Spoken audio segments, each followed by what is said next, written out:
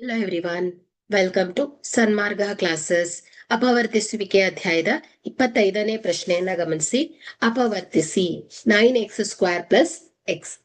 So ಇಲ್ಲಿ ನಾವು ಸಮೀಕರಣದ ಎರಡೂ ಪದಗಳಲ್ಲಿರುವಂತಹ ಸಾಮಾನ್ಯ ಅಪವರ್ತನವನ್ನ ಹೊರತೆಗೆದುಕೊಳ್ಬೇಕು. So 9x² plus x. So ಇಲ್ಲಿ 9x² ಅನ್ನ ನಾವು 9 into x into x, or ಇದನ್ನ 3 into x into, so 3 3s are 9, x into x plus x. So ಇದು ಎರಡರಲ್ಲೂ x ಕಾಮನ್ ಇದೆ. ಸೊ ಬ್ರಾಕೆಟ್ ಅಲ್ಲಿ ಏನು ಉಳಿಯುತ್ತೆ? 9x ಪ್ಲಸ್ 1 ಉಳಿಯುತ್ತೆ ಅಲ್ವಾ? ಸೊ ಹಾಗಾದ್ರೆ ಇದರ ಅಪವರ್ತಿಸುವಿಕೆಯನ್ನ ಮಾಡಿದ್ರೆ 1, x ಮತ್ತು 1. ಓಕೆ, ಸೊ 1, x ಮತ್ತು 9x ಪ್ಲಸ್ 1. ಸೊ ಇದೇನಾಗತ್ತೆ ಹೇಳಿ?